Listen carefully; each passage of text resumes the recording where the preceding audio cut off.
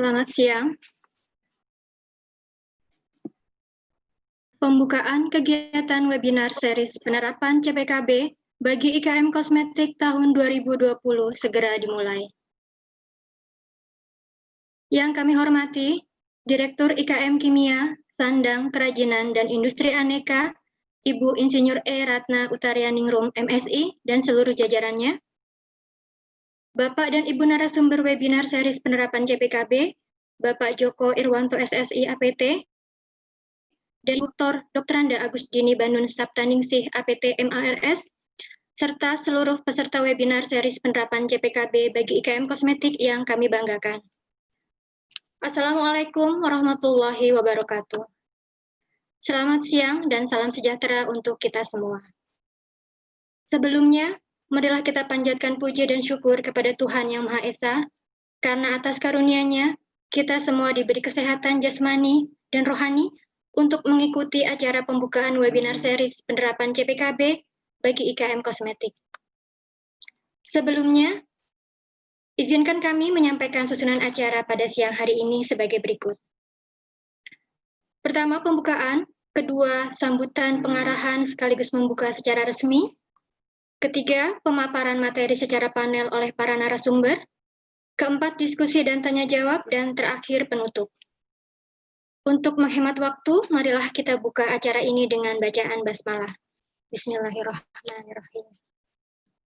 Selanjutnya adalah sambutan, pemaparan, pengarahan, sekaligus membuka secara resmi kegiatan webinar series penerapan CPKB bagi IKM Kosmetik yang akan disampaikan oleh Ibu Direktur IKM Kimia, Sandang, Kerajinan, dan Industri Aneka, Ibu Insinyur E. Ratna Utarianingrum, MSI.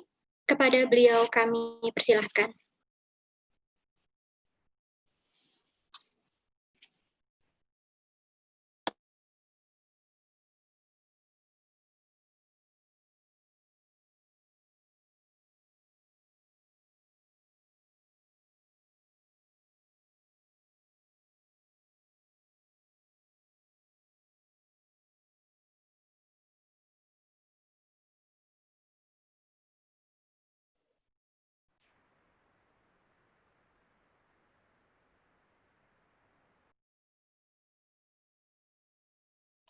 Ibu masih mute, Bu. Oke. Terima kasih Pak Haji. Assalamualaikum warahmatullahi wabarakatuh. Yang kami hormati Ibu Dr. Anda Agusdini Banun Saptaningsih dari Direktur Produksi dan Distribusi Kefarmasian Kementerian Kesehatan. Selamat siang menjelang sore Ibu. Yang kami hormati Pak Joko Irwanto yang hari ini juga akan memandu. Ya, terima kasih Bapak dan Ibu sekalian. Tentunya pertama kita panjatkan puji dan syukur kehadirat Tuhan Yang Maha Kuasa atas anugerahnya sehingga pada hari ini kita dipertemukan dalam keadaan sehat walafiat. Terima kasih juga kepada Pak Haji dan jajaran tim pelaksana yang sudah menyiapkan acara ini dengan sebaik-baiknya. Ada beberapa hal yang mungkin akan saya sampaikan terkait kegiatan ini. Memang di dalam perjalanannya kita mengetahui bahwa industri kosmetik sebagai industri yang ternyata mempunyai peluang yang cukup bagus, mempunyai potensi di Indonesia karena banyak sekali kearifan lokal. Boleh ya dibantu share screen paparan saya terkait potret industri kosmetik saja, langsung ke potret industri kosmetik. Oke. Ke potretnya saja.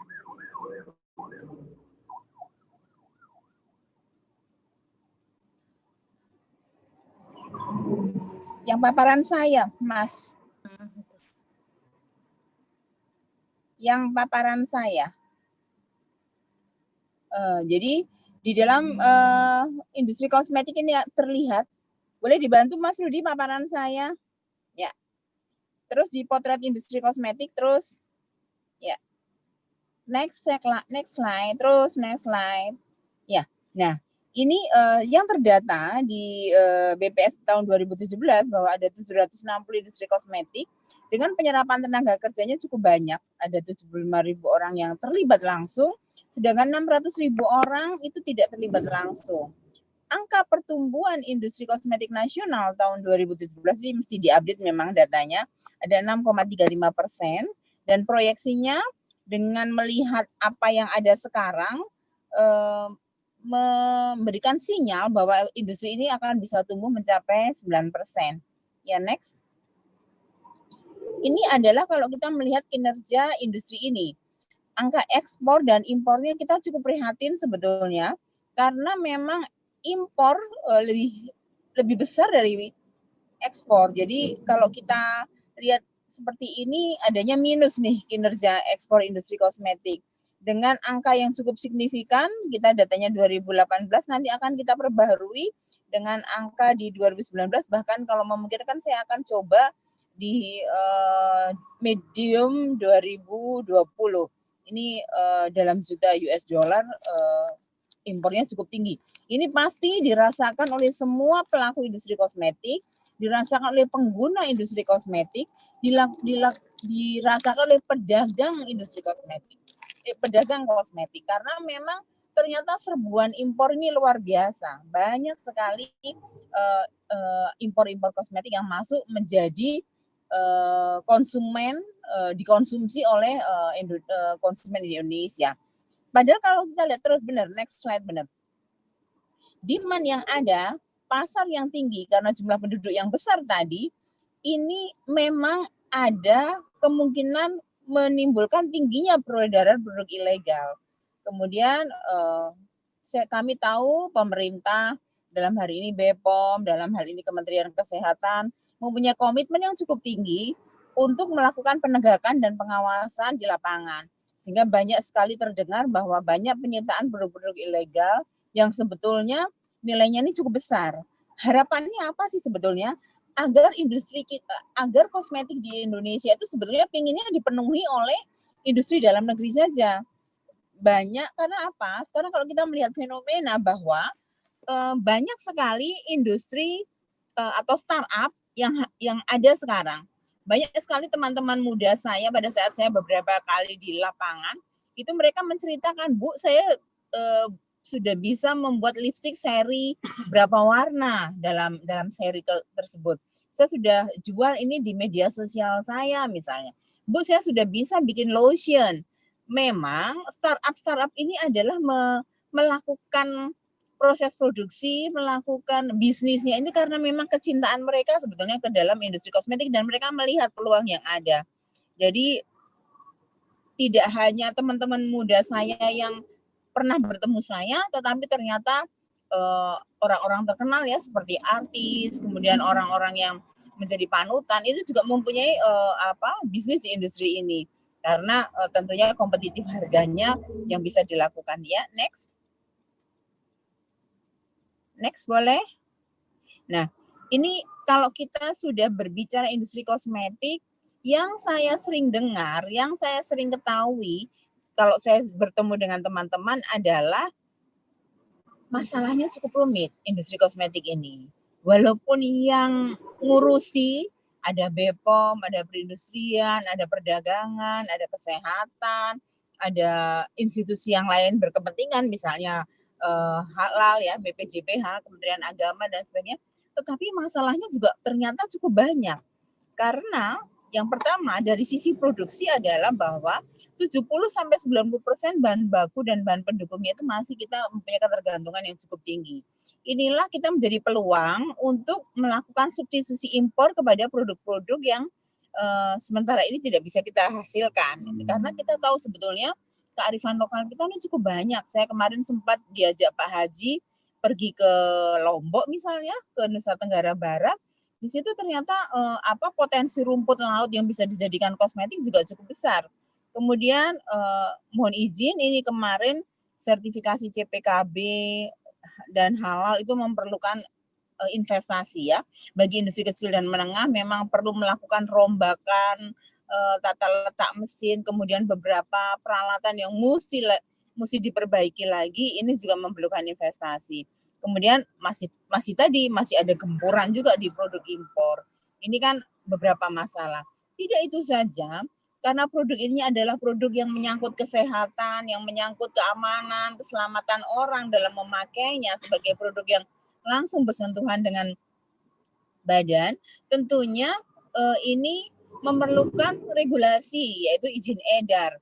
Banyak yang masih belum memiliki. Nah, ini regulasi ini juga menjadi kendala sebetulnya, tetapi saya mohon bisa dikupas satu persatu sehingga IKM kita juga mempunyai daya saing. Impornya masih banyak harus bersaing, dan juga ada beberapa keharusan bahwa semua industri itu masuk ke dalam sebuah kawasan, tetapi ini masih dalam tahap mencoba untuk membuat ekosistem yang lebih efisien. Sebetulnya kawasan ini tujuannya ingin memutus atau ingin mengefisienkan, menurunkan ongkos-ongkos produksi yang bisa menekan ongkos sehingga efisiensinya lebih tinggi. Ya, next, boleh. Next slide ya. Kalau kita tadi sudah di awal saya sudah bilang sebetulnya peluangnya industri kosmetik ini cukup banyak. Sekarang kita memiliki banyak sekali tanaman, spesies tanaman yang bisa diolah, yang kemudian yang bisa digunakan untuk perkembangan industri ini. Kita punya penduduk yang besar. Di ASEAN juga kita mempunyai peluang di sini. Sekarang kalau kita mohon izin, kalau teman-teman mungkin pecinta kosmetik atau pengguna atau pelaku mungkin di negara di Asia juga, misalnya di Korea gitu, mereka sangat kuat di komitmen untuk mengembangkan industri ini, sehingga banyak sekali produk yang bisa menembus pasar global. Kemudian di investasinya juga perlu tenaga kerja yang cukup besar. Kemudian kita ingin menggeliatkan ini industri kosmetik ini agar lebih percaya diri lagi, karena kosmetik ini sudah tidak hanya dibutuhkan oleh perempuan saja, tidak hanya diperlu oleh wanita yang sudah mapan saja, tetapi remaja, anak-anak, bahkan pria itu juga membutuhkan kosmetik. Nah, ini kemudian juga sekarang ada fenomena tren kosmetik yang halal, sehingga bagaimana mengcapture brand, bagaimana membuat orang tertarik, bagaimana membuat orang merasa nyaman memakainya. Ini ada tren kosmetik halal. Dan juga ada kecenderungan orang untuk kembali lagi. Dia lebih bersahabat dengan alam. Dia menggali lagi produk-produk yang lebih dekat ke alam. Dia sudah mulai menghindari yang berbau chemical misalnya. Ini kan sebuah peluang karena Indonesia tadi kaya spesies dan sebagainya. Next. Next boleh. Ya, ini ada potensinya, kita sudah petakan tadi dari 2016 sampai dengan 2022, nilainya juga akan sangat bertambah, dan Indonesia berpotensi menjadi kiblat produk kosmetik dunia. Pinginnya seperti itu dalam perjalanannya, karena kita punya kemampuan dan kemauan yang kuat, karena di Global Islamic Economic Report itu Indonesia negara dengan industri farmasi dan kosmetik halal yang peringkatnya ke-8. Jadi masih logis lah kalau kita punya mimpi kita menjadi kiblat industri kosmetik. Ya, next. Ini adalah potensinya. Tadi sudah saya sampaikan, langsung next lagi. Ya, ini kalau kita sudah bicara industri kosmetik, yang tidak boleh kita tinggalkan adalah rantai pasok dari industri tersebut. Kita mulai dari hulu, kemudian intermediate product, kemudian proses manufacturing, kemudian baru sampai dengan produk, dan kemudian distribusinya. Nah, minyak atsiri ini juga sebagai bahan baku yang kita semua tahu. Saya pernah berjalan dari Aceh, kemudian di Sumatera Barat, kemudian ada di Halmahera, kemudian ada di Konawe, sampai Konawe ini mempunyai potensi minyak-minyak atsiri, tanaman-tanaman yang memang mempunyai potensi juga untuk dihilirisasi menjadi produk farmasi, kemudian produk kosmetik, kemudian produk-produk yang lain. Nah, ini yang sebetulnya mempunyai peluang untuk ini digarap secara maksimal. Mungkin kita di sini nanti berbagi satu sama lain bagaimana untuk memenuhi ini. Ya, next. Ini adalah programnya. Kita punya program pengembangan industri kosmetik. Ada beberapa hal yang sudah kita lakukan. Kita ingin membuat kualitas SDM, pemanfaatan dan penyediaan sumber daya alam, pengelolaan sumber daya alam, perluasan akses pasar. Yang saya mau bicara di sini ini adalah webinar ini kami gagas, kami rencanakan, kami inginkan menjadi sebuah panduan. Karena di sini kan hadir nih banyak pelaku IKM pelaku IKM kosmetik. Jadi menjawab apa yang tadi saya sampaikan di awal, Bu, CPKB ini susah misalnya. Ini saya belum punya. Nah, ini coba akan kita bedah melalui webinar series ini.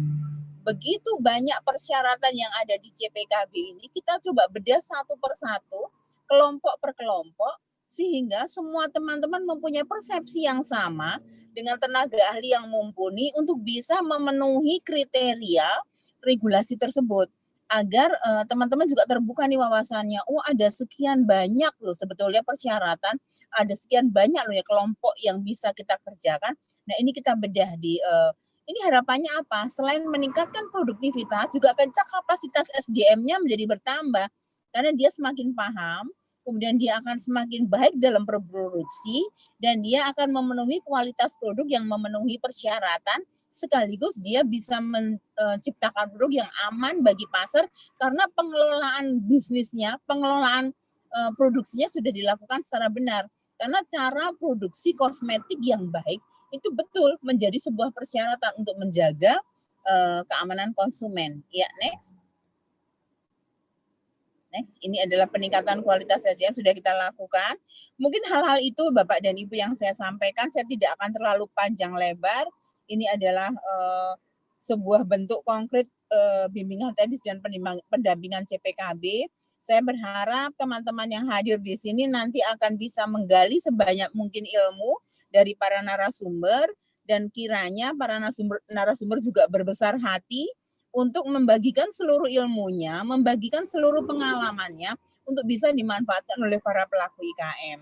Jadi saya ingin juga sharing bahwa kami Direktorat Kimia, Sandang, Kerajinan, dan Industri Aneka mempunyai komitmen juga untuk membesarkan industri kosmetik, terutama bagi pelaku IKM. Jadi sudah banyak sekali hal-hal yang kita update di media sosial kami untuk bisa diikuti, untuk bisa dimanfaatkan bagi IKM kosmetik. Jadi silahkan terus follow di IG DIT IKM KSKIA yang banyak sekali memberikan informasi terkait industri kosmetik ini. Acara-acara apa yang kira-kira pas buat teman-teman, fasilitasi apa yang kira-kira teman-teman butuhkan, silahkan sampaikan kepada kami. Kita bisa membuat sebuah forum, yang dimana forum itu akan menjadi forum yang produktif dalam meningkatkan produktivitas IKM kosmetik. Mungkin itu saja yang bisa saya sampaikan di dalam pembukaan acara webinar series ini. Mohon maaf kalau ada kekurangan karena saya tidak bisa berada di ruangan ya, karena saya sedang dalam perjalanan setelah dari luar kota karena ada tugas juga.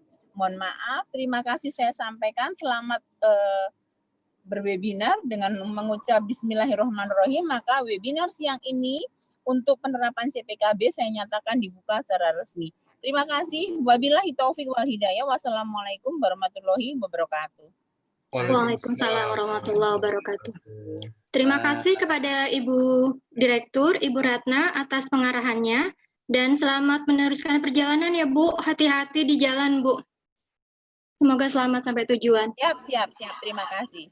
Yuk. Selanjutnya adalah pemaparan materi dari para narasumber.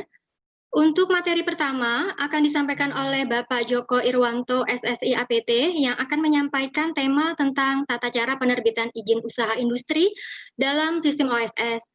Beliau adalah independent consultant yang sebelumnya pernah menjabat sebagai Head of Regulatory Affairs di PT Arya Nobel, pernah juga menjabat sebagai Head of Production Operation di PT Ganiro Pharmaceuticals, pernah juga beliau menjabat sebagai Production Manager di PT Pito Kemo Agung Pharma dan beberapa industri kosmetik lainnya.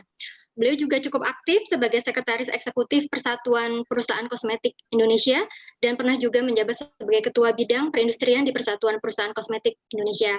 Kepada Bapak Joko Irwanto, kami persilahkan untuk memaparkan materi selama kurang lebih 30 menit ya Pak. Ya, baik. Dan peserta Bila ada yang ingin ditanyakan terkait materi, silakan bisa menuliskan dalam fitur chat yang nanti akan kami bacakan pada sesi diskusi dan tanya jawab. Kepada Bapak Joko, kami persilakan. Ya. Baik, terima kasih Ibu Tuti selaku moderator. Sebelumnya kami ingin memberikan salam terlebih dahulu. Bismillahirrahmanirrahim. Assalamualaikum warahmatullahi wabarakatuh. Ya, yang kami hormati Ibu Ratna Utariningrum, Direktur Industri Kecil dan Menengah Kimia, Sandang, Kerajinan, dan Industri Aneka, Kementerian Perindustrian. Yang kami hormati juga Ibu Dr. Agusdini Bandun Saptaningsi, Apoteker Mars, Direktur Produksi dan Distribusi Kefarmasian, Ditjen Farmakes, Kementerian Kesehatan Republik Indonesia. Mohon izin untuk menyampaikan pemaparan mengenai tata cara penerbitan izin usaha industri dalam sistem online single submission atau SS yang biasa kita ketahui. Materi ini merupakan bagian dari rangkaian webinar series yang memang sudah disampaikan oleh Ibu Direktur tadi. Ini bagian daripada upaya dari Direktorat Jenderal Industri Kecil dan Menengah dan Aneka dalam hal membantu IKM kosmetik, ya, di dalam usahanya untuk bisa menjalankan kegiatan produksinya terkait dengan CPKB dan tentunya juga harus memenuhi ketentuan perizinan yang ditetapkan oleh regulasi. Salah satunya adalah dalam hal izin ini, di samping perusahaan itu sudah memiliki nomor induk berusaha atau NIB yang diwajibkan untuk dimiliki oleh setiap pelaku usaha, tentunya juga pelaku usaha juga harus mengikuti aturan mengenai di mana diperlukan adanya izin usaha industri. Untuk ketentuan izin usaha industri, pemerintah sudah mengatur melalui Undang-Undang Nomor 3 Tahun 2014 mengenai perindustrian atau tentang perindustrian, di mana di dalamnya adalah ini merupakan perubahan dari undang-undang yang sebelumnya, yaitu Undang-Undang Nomor 5 Tahun 1984. Ya. Di dalam Undang-Undang Nomor 3 Tahun 2014 itu dibahas ada turunannya, yaitu PP 107 Tahun 2015 mengenai izin usaha industri, dan di dalamnya juga diatur mengenai kaitannya dengan PP 24 tahun 2018, yaitu tentang pelayanan perizinan berusaha terintegrasi secara elektronik. Hal ini yang memang harus dipenuhi oleh pelaku usaha untuk mengurus izinnya. Untuk peraturan teknisnya itu diatur oleh Peraturan Menteri Perindustrian Nomor 15 Tahun 2015 tahun 2019 Junto Permenperin Nomor 30 Tahun 2019. Yaitu tentang penerbitan izin usaha industri dan izin perluasan dalam kerangka pelayanan perizinan berusaha terintegrasi. Di dalam PP 107 tahun 2015 diatur mengenai bahwa perizinan industri terdiri atas IUI kecil untuk industri kecil, IUI menengah untuk industri menengah, dan IUI besar untuk industri besar. Di mana di dalam penerbitannya kewenangannya diatur. Untuk IUI jenis yang kecil dan menengah, itu kewenangannya diterbitkan oleh bupati atau wali kota. Sedangkan untuk IUI besar, itu kewenangannya diatur oleh gubernur. Untuk industri tertentu, yaitu PMA dan IUI tertentu, itu kewenangannya ada di Kementerian Perindustrian.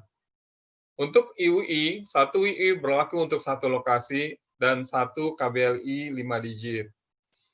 UI wajib berlokasi di kawasan industri, tentunya yang sudah diatur di dalam Permen tadi. Dan UI tertentu hanya dapat dimiliki oleh warga negara Indonesia.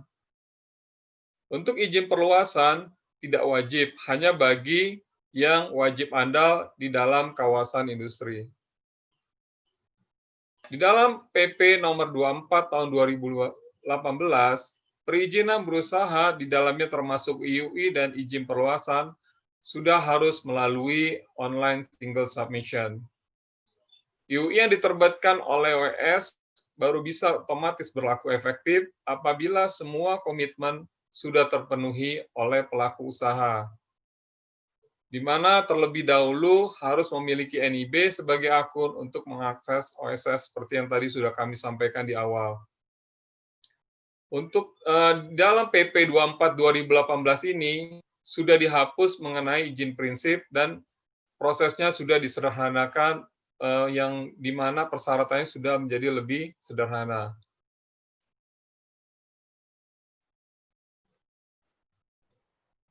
Peraturan Menteri Perindustrian Nomor 15 Tahun 2019, Junto Permenprin Nomor 30 2019, ini mengatur mengenai ketentuan pemenuhan komitmen OSS untuk penerbitan UI dan izin perluasan sebagai pengganti Permenprin Nomor 41 Tahun 2008. Di mana untuk pemenuhan komitmennya harus dilakukan melalui sistem OSS dan aplikasi atau portal SINA secara integrasi. Permenprin Nomor 30 Tahun 2019 mengatur beberapa perubahan terkait mekanisme pemenuhan komitmen.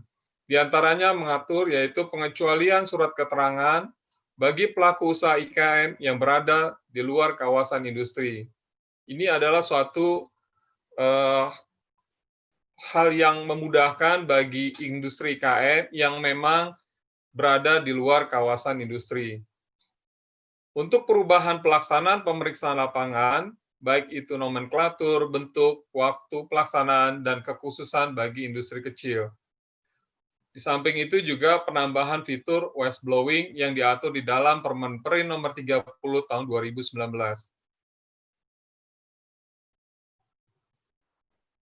UI berdasarkan klasifikasi yang ditentukan oleh Permenprin Nomor 64 Tahun 2016 terdiri dari industri kecil, industri menengah, dan industri besar sesuai dengan klasifikasi usaha industrinya. Hal ini didasarkan atas jumlah tenaga kerja dan nilai investasi. Untuk tenaga kerja merupakan tenaga kerja tetap, di mana di dalamnya tidak termasuk tenaga kontrak maupun tenaga musiman. Nilai investasi antara lain menghitung nilai tanah atau bangunan dan nilai mesin dan peralatan. Untuk nilai tanah dan bangunan dihitung berdasarkan nilai jual objek pajak, baik itu milik sendiri ataupun untuk nilai sewanya. Untuk nilai mesin atau peralatan berdasarkan nilai beli sesuai dengan bukti pembelian atau faktur, atau nilai sewa sesuai dengan bukti sewa atau kontrak. Berikut adalah klasifikasi UI berdasarkan Permenprin Nomor 64 Tahun 2016. Di sini terlihat bahwa untuk industri kecil tidak termasuk tanah dan bangunan tempat usaha, di mana nilai investasinya kurang dari 1 miliar dan dengan jumlah tenaga kerja 1 sampai 19 orang. Lanjut. UI kecil dan UI tertentu hanya dapat dimiliki berdasarkan pemeriksaan KTP saham, pemilik sahamnya, jadi harus dimiliki oleh warga negara Indonesia. Untuk wajib berlokasi di kawasan industri, ya bagi industri di luar IKM, yaitu dengan pengecualian tertentu, misalnya industri tertentu dan apabila kawasan industrinya tidak tersedia di daerah tersebut. Untuk pengecualian industri tertentu ditetapkan melalui Peraturan Menteri Perindustrian. Di dalam PP 107 Tahun 2019, di dalam PP Nomor 107 Tahun 2015, UI diberikan per lokasi dan per KBLI 5 digit. Lampiran UI di OSS dilengkapi dengan tabel penjelasan masing-masing lokasi pabrik yang dimiliki dengan keterangan kegiatan industrinya berdasarkan KBLI 5 digit dan harus memberikan informasi terkait dengan kapasitas terpasang masing-masing serta status perizinannya. Jika ada perubahan data pada lampiran UI dilakukan harus melalui OSS. Berikut bagan penerbitan izin usaha industri melalui OSS, di mana pemohon, yaitu dalam hal ini pelaku usaha industri, melalui OSS, ya, akan mengurus izinnya untuk mendapatkan nomor induk berusaha atau NIB. Kemudian nanti akan diurus juga IUI-nya, ya, dan IUI belum efektif bila komitmennya belum dipenuhi. Untuk itu, pelaku usaha harus memberikan komitmen, ya, pertama kepemilikan akunnya melalui SINAS, kemudian komitmen bagi IKM jika di luar kawasan industri dengan melalui surat keterangan. Dan IUI apabila sudah dilakukan komitmen dengan memberikan informasi data industri, persyaratan untuk industri tertentu, dan verifikasi teknis yang dilakukan oleh pejabat setempat.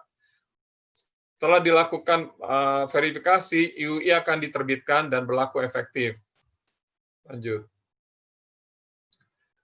Adapun komitmen yang harus dipenuhi oleh pelaku usaha dalam pengurusan IUI meliputi 1. Akun SINAS, ya. Akun SINAS ini bisa diperoleh melalui portal SINAS Kementerian Perindustrian, ya. Dan di sini sudah terintegrasi dengan sistem OSS. Jadi bisa diperoleh secara otomatis. Untuk batas waktu pengurusan akun ini kurang lebih 10 hari kerja sejak penerbitan UI melalui SOSS. Surat keterangan untuk pengecualian berlokasi di kawasan industri. Ini bagi pelaku usaha IKM. Ini bisa melalui portal SINAS juga. Untuk data industrinya sendiri, data industri selama pembangunan pabrik dan harus dilaporkan tiap 6 bulan. Lanjut. Setelah komitmen itu dipenuhi, akan dilakukan verifikasi teknis, ya.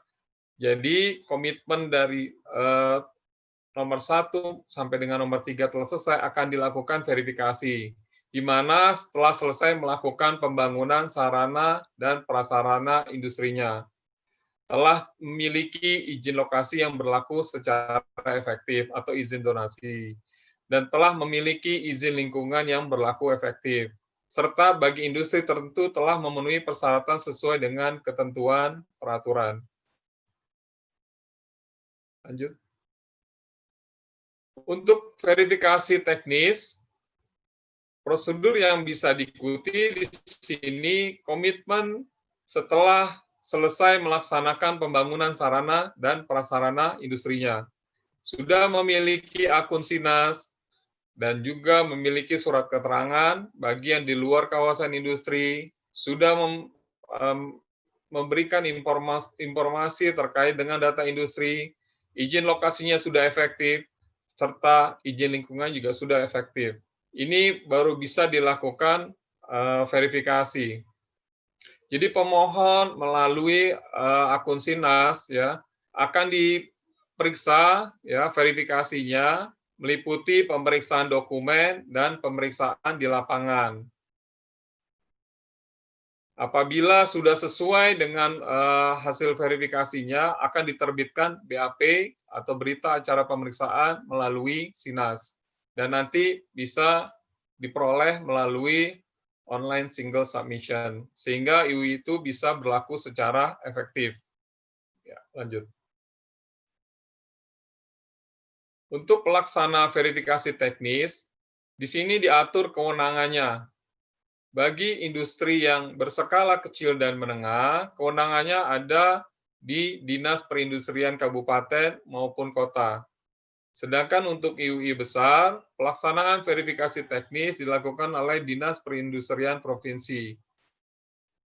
Untuk Direktorat Jenderal di Kemenperin, ini melakukan verifikasi untuk jenis-jenis industri yang tergolong industri strategis, industri teknologi tinggi, industri minuman beralkohol, industri yang terkait langsung dengan pertahanan keamanan, industri yang berdampak penting pada lingkungan, maupun industri penanaman modal asing atau PMA.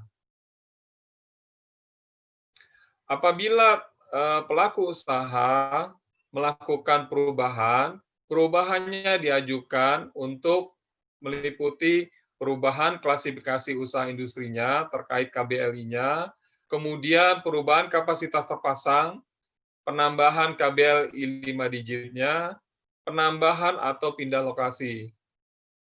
Perubahan IUI dilakukan setelah dilakukan verifikasi teknis. Untuk verifikasi teknis diutamakan dalam bentuk pemeriksaan dokumen. Jadi tidak dilakukan lagi pemeriksaan di lapangan. Dalam hal diperlukan, verifikasi teknis dapat dilakukan melalui pemeriksaan lapangan. Jadi ada kondisi-kondisi tertentu. Untuk perubahan IUI dilakukan melalui pengajuan permohonannya di OSS. Lanjut. Berikut proses perubahan IUI. Ya. Perubahan ini jika terjadi perubahan seperti yang sudah disampaikan, baik itu perubahan klasifikasi usahanya, perubahan kapasitas terpasang, dan lain-lain, pemohon dari pelaku usaha tersebut melalui sistem OSS yang terintegrasi melalui akun SINAS, ya, akan mengajukan permohonannya. Nanti akan dilakukan verifikasi teknis, ya. Umumnya hanya dilakukan pemeriksaan dokumen saja, tetapi jika diperlukan akan dilakukan pemeriksaan lapangan oleh petugas sesuai dengan kewenangannya. Jika verifikasinya itu sudah sesuai, akan diterbitkan berita acara pemeriksaan atau BAP yang nantinya akan diterbitkan perubahan UI-nya yang berlaku secara efektif. Lanjut.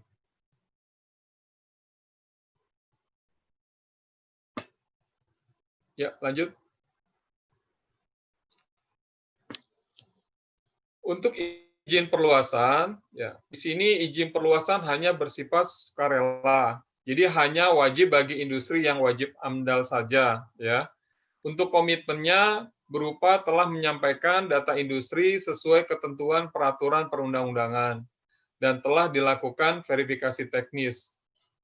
Untuk verifikasi teknis dapat berupa pemeriksaan dokumen maupun pemeriksaan lapangan. Ketentuan pemenuhan komitmen sama dengan halnya penerbitan UI seperti yang disampaikan di awal tadi. Ya, lanjut. Untuk penerbitan izin perluasan itu sendiri, ya, pemohon harus melalui sistem OSS, ya, di mana izin perluasannya belum bisa efektif jika belum dilakukan verifikasi. Ya, oleh karena itu akan ada dilakukan verifikasi baik itu dokumen dan jika diperlukan pemeriksaan lapangan. Kesesuaian antara data pada izin perluasan yang telah diperoleh dengan kegiatan industri yang telah dilakukan. Di sini pentingnya bagi para pelaku usaha untuk memastikan bahwa kegiatannya harus sesuai dengan izin yang diberlakukan. Untuk kelengkapan penyampaian data industri sebagaimana dimaksud dalam pasal 28. Untuk menilai bahwa perusahaan industri yang bersangkutan telah siap berproduksi komersial dengan kapasitas terpasang sesuai dengan izin perluasan. Nantinya izin perluasan tersebut setelah dilakukan verifikasi teknis akan diterbitkan dan berlaku secara efektif. Lanjut. Di dalam Permen ini diatur mengenai whistleblowing, yaitu suatu bentuk pelaporan terhadap pelanggaran. Ini diatur di dalam pasal 33A, yaitu bagi perusahaan industri dapat menyampaikan laporan apabila dalam pelaksanaan verifikasi teknis dilakukan dengan melanggar ketentuan perundang-undangan dan atau etika. Jadi penting bagi pelaku usaha ini untuk memastikan kegiatannya harus sesuai dengan ketentuan dan tentunya dengan informasi atau data yang disampaikan pada waktu pengajuan permohonan. Laporan disampaikan melalui fitur pelaporan di dalam SINAS dalam jangka waktu 30 hari sejak pengajuan permohonan verifikasi teknis. Lanjut. Di dalam Permen ini juga diatur mengenai aspek dalam hal pengawasan, di mana pengawasan dilakukan oleh Direktur Jenderal dan Dinas Perindustrian Daerah sesuai dengan kewenangannya masing-masing. tentunya ada sanksi yang jika pelaku usaha atau pelaku industri melakukan pelanggaran, di mana dikenakan sesuai dengan PP 107 tahun 2015 yang meliputi peringatan tertulis, bisa sanksi dalam hal denda administratif, penutupan sementara, pembekuan IUI, dan atau pencabutan IUI. Ini akan dilihat dari pelanggarannya yang dilakukan. Di dalam pelaku usaha yang telah memiliki IUI sebelumnya, sebelum berlakunya PP nomor 24 tahun 2018, sepanjang tidak ada perubahan, jadi UI tersebut masih tetap berlaku. UI yang diperoleh dinyatakan telah memenuhi seluruh komitmen dan berlaku secara efektif pada saat penerbitannya. Bagi perusahaan industri yang telah memiliki UI dari sistem OSS dan telah berlaku efektif, dinyatakan tetap berlaku sepanjang perusahaan tersebut masih beroperasi sesuai dengan izin yang diberikan. Demikian hal yang bisa kami sampaikan terkait dengan penerbitan izin usaha industri, di mana hal ini diperlukan dalam kegiatan pelaku usaha, yaitu terkait dengan izinnya. Nah, di dalam Permenperin nomor 15 tahun 2019 ini tentunya mencabut ya Permenperin yang sebelumnya, yaitu Permenperin nomor 41 dan Permenperin nomor 122 tahun 2014.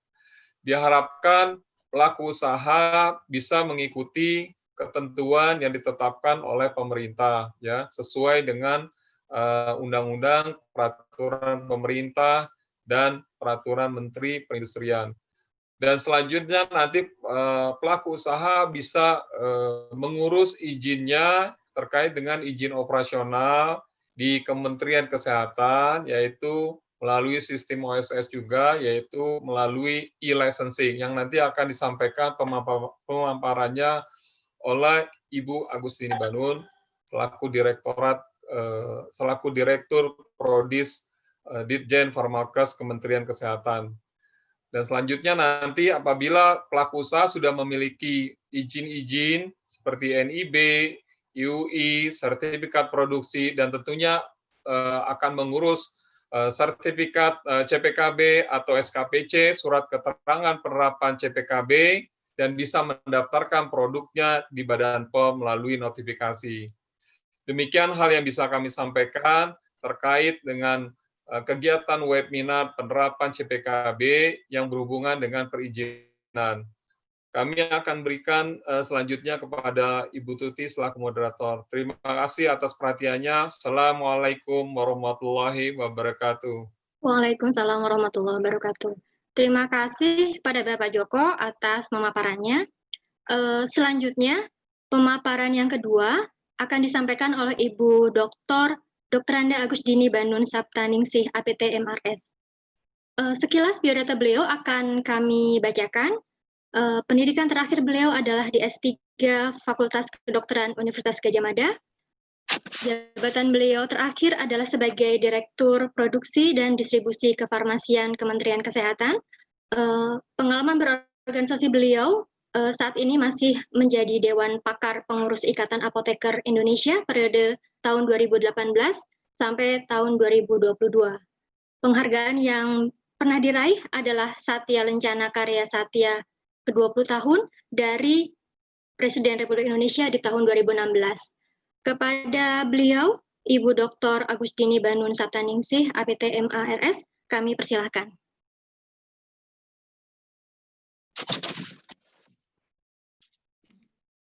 Terima kasih. Assalamualaikum warahmatullahi wabarakatuh. Waalaikumsalam warahmatullahi wabarakatuh. Selamat siang dan salam sejahtera, Om Swastiastu, Namo Buddhaya, dan salam kebajikan. Terima kasih yang terhormat kepada Direktur IKM Kimia Sandang Kerajinan dan Industri Aneka, Ibu Ratna Utarianingrum, kemudian juga kepada Pak Joko Irwanto. Ini Pak Joko Irwanto kebetulan adik kelas saya di Farmasi UI sebagai kosmetik senior konsultan, kepada Ibu Moderator Ibu Tuti dan Bapak Ibu sekalian. Saya di sini mendapatkan amanah untuk memaparkan kebijakan Kementerian Kesehatan terkait OSS atau online single submission, tapi kalau bahasa Indonesianya itu perizinan berusaha terintegrasi secara elektronik. Tapi kalau di Inggriskan jadi online single submission di bidang kosmetika. Di sini yang saya paparkan outline-nya adalah ada dasar hukum, tujuan sertifikasi produksi, kemudian online single submission sektor kesehatan, e-licensing, pembinaan dan pengawasan, dan penutup. Nah, Bapak Ibu sekalian, sebagai dasar hukum, kita ketahui bahwa perizinan di bidang sediaan farmasi. Sediaan farmasi itu definisi operasionalnya ini termasuk kosmetika. Ya, jadi kosmetika itu masuk di dalam sediaan farmasi kalau di dalam undang-undang.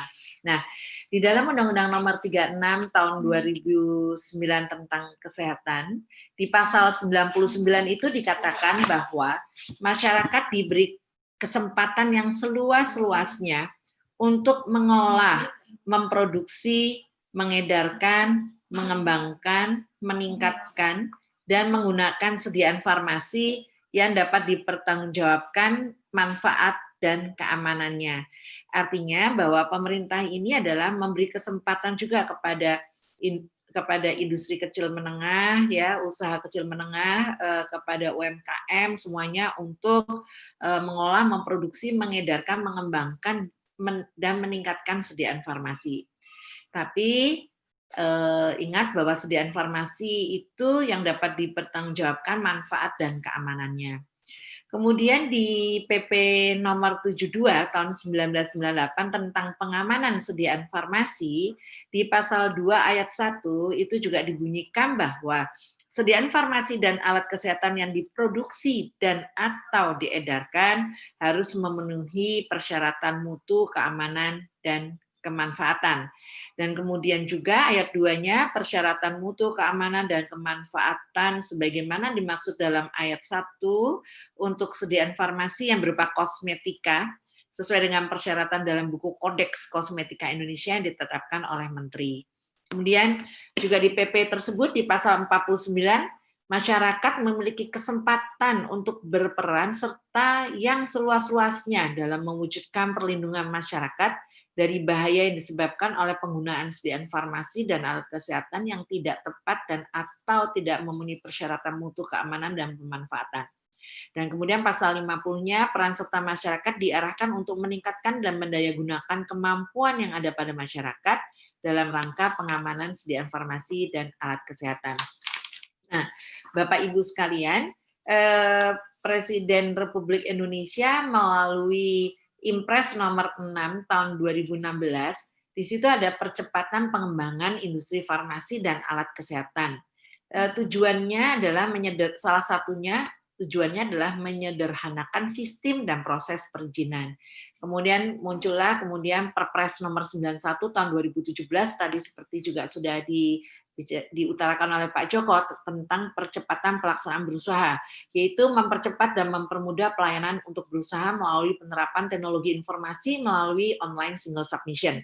Kemudian yang PP nomor 24 tahun 2018 tentang pelayanan perizinan berusaha terintegrasi secara elektronik, dan di Kementerian Kesehatan lahirlah Permenkes nomor 26 tahun 2018 tentang pelayanan perizinan berusaha terintegrasi secara elektronik atau online single submission di sektor kesehatan. Semuanya itu adalah dalam rangka untuk percepatan dan peningkatan penanaman modal dan berusaha sektor kesehatan. Artinya, Bapak Ibu, kami ini tentunya adalah pemerintah bersama dengan Kementerian Perindustrian, Kementerian Kesehatan, Badan POM, dan Kementerian KL lain, BKPM, ya, semuanya adalah mendukung apabila Bapak Ibu ingin berusaha tentunya di bidang industri kecil kosmetika, gitu ya. Jadi kami ini semuanya adalah pelayannya Bapak Ibu sekalian. Jadi kami adalah abdi negara yang menjadi pelayan Bapak Ibu sekalian. Sehingga di sini kami terus terang mempercepat dan mempermudah birokrasi. Oke, slide berikutnya. Nah, di sini tujuan sertifikasi produksi kosmetika. Jadi sarana produksi kosmetika itu memang harus memiliki izin, atau sekarang bukan izin tetapi sertifikat produksi. Kosmetika perlu dimiliki oleh sarana produksi kosmetika karena untuk apa? Untuk menjamin kosmetika yang aman, bermutu, dan bermanfaat, juga melindungi masyarakat dari penggunaan kosmetika yang berbahaya. Di samping itu adalah mendorong masyarakat memilih dan menggunakan kosmetika yang aman, bermutu, dan berkhasiat, dan juga mendorong industri agar mampu IKM kosmetik ini ya, agar mampu berdaya saing dengan menerapkan cara pembuatan yang baik, dan juga mendorong pengembangan kosmetika. Sehingga di sarana produksi kosmetika yang pertama kali itu harus mempunyai sertifikat produksi kosmetika dari Kemenkes. Bapak Ibu, untuk mengurus sertifikat produksi ini adalah sangat mudah gitu ya. Malah kita oleh pimpinan kami tidak boleh lebih dari 4 jam kami klik, bahkan itu even di hari libur kami pun juga tetap bekerja untuk memproses sertifikat produksi kosmetika dari Kemenkes. Kemudian nantinya tentunya Badan POM akan mengeluarkan sertifikat CPKB, kemudian juga tentunya izin edar atau notifikasi dari Badan POM sesuai dengan PP nomor 24 2018 tentang pelayanan online single submission. Nah, bagaimana perizinan berusaha terintegrasi secara elektronik melalui online single submission? Jadi berdasarkan PP nomor 24 tahun 2018 tentang pelayanan OSS online single submission, di sini dilakukan percepatan dan peningkatan penanaman modal dan berusaha melalui perizinan berusaha terintegrasi secara elektronik online single submission. Kemudian terbitnya PP nomor 24 tahun 2018 ini ditindaklanjuti dengan terbitnya Permenkes nomor 26 tahun 2018 tentang pelayanan PBTSE atau online single submission di bidang sektor kesehatan. Jadi ini mengatur mengenai jenis perizinan berusaha sektor kesehatan, persyaratan, tata cara, dan masa berlaku perizinan sektor kesehatan. Di pelayanan publik lampiran dari PP nomor 24 itu termasuk sertifikat produksi industri kosmetika. Nah, penyelenggaraan pembinaan dan pengawasan tetap mengacu pada Permenkes teknis, yaitu Permenkes 1175 tahun 2010 tentang izin industri kosmetika. Oke. Kemudian selanjutnya di dalam Permenkes 1175 tahun 2010 tentang izin produksi kosmetika itu dibedakan dua, yaitu untuk izin produksi kosmetika golongan A dan golongan B. Apa sih bedanya Bapak Ibu? Jadi kalau kami tadi, kalau Pak Joko kan menerangkan perbedaan dari segi modal, saham dan sebagainya gitu ya, besar kecilnya industri IKM ya, kosmetik. Tapi kalau kami di sini Kementerian Kesehatan menggolongkannya adalah berdasarkan teknologi. Artinya kalau golongan A itu produknya semua bentuk sediaan. Dan kemudian penanggung jawabnya harus apoteker. Kemudian sertifikat produksi ini yang mengeluarkan Kemenkes. Namun kalau Bapak Ibu dirasakan misalnya masih kecil ya, industri kecil atau usaha kecil kosmetika gitu ya, boleh menjadi golongan B. Golongan B itu adalah bukan semua bentuk sediaan, tapi kecuali, jadi dapat memproduksi bentuk sediaan kecuali sediaan untuk bayi, kemudian mengandung bahan antiseptik, anti ketombe, pencerah kulit, dan tabir surya. Nah, itu dikecualikan gitu ya. Nah, siapa penanggung jawabnya? Nah, penanggung jawabnya itu boleh apoteker atau tenaga teknis kefarmasian. Tenaga teknis kefarmasian itu apa? Jadi lulusan D3, Bapak Ibu. Jadi D3 atau apoteker. Dan kemudian ini sertifikat produksinya dikeluarkan oleh Kemenkes. Nah, Bapak Ibu sekalian, tadi mungkin Pak Joko juga sudah menjelaskan bisnis proses perizinan berusaha produksi kefarmasian melalui online single submission. Tadi mungkin dari registrasi online single submission, nomor izin berusaha, komitmen izin usaha. Nah, setelah di sini komitmen yang izin komersial ini adalah Kementerian Teknis. Kementerian Teknis itu siapa? Kementerian Kesehatan dan Badan POM ya. Ini keluarlah sertifikat produksi dan distribusi dari Kemenkes. Kemudian nanti ada sertifikat CPOB, CPKB, CPOTB, CDOB, dalam hal ini adalah CPKB, cara pembuatan kosmetik yang baik. Dan kemudian nanti akan dikeluarkan izin edarnya. Kalau memang industri kosmetik itu KBLI-nya itu 20232 ya. Jadi KBLI itu singkatan dari apa? Yaitu Klasifikasi Baku Lapangan Usaha Indonesia. Nanti tuh ada tuh di situ Bapak Ibu, kalau mau kita industri kosmetik ya KBLI-nya 20232. Kalau kita mau ke umot industri obat tradisional, nanti larinya ke KBLI 21022 dan sebagainya. Oke. Peran kementerian, lembaga, pusat dan daerah dalam perizinan berusaha melalui online single submission untuk bidang kosmetika, yaitu kalau lembaga online single submission bertugas dalam menerbitkan izin usaha dan izin komersial. Kemudian Pemda Dinkes bertugas dalam pembinaan dan sosialisasi gitu ya. Kemudian nanti Kemenkes melalui e-licensing tugasnya yaitu komitmen izin komersial. Jadi akan mengeluarkan sertifikat produksi kosmetika. Selain itu Kementerian Kesehatan juga melakukan pembinaan dan sosialisasi. Kalau Badan POM mengeluarkan komitmen izin komersial berupa sertifikat cara pembuatan kosmetik yang baik dan izin edar atau notifikasi. Nah, Badan POM juga melakukan pengawasan dan sosialisasi. Ini adalah alur izinnya.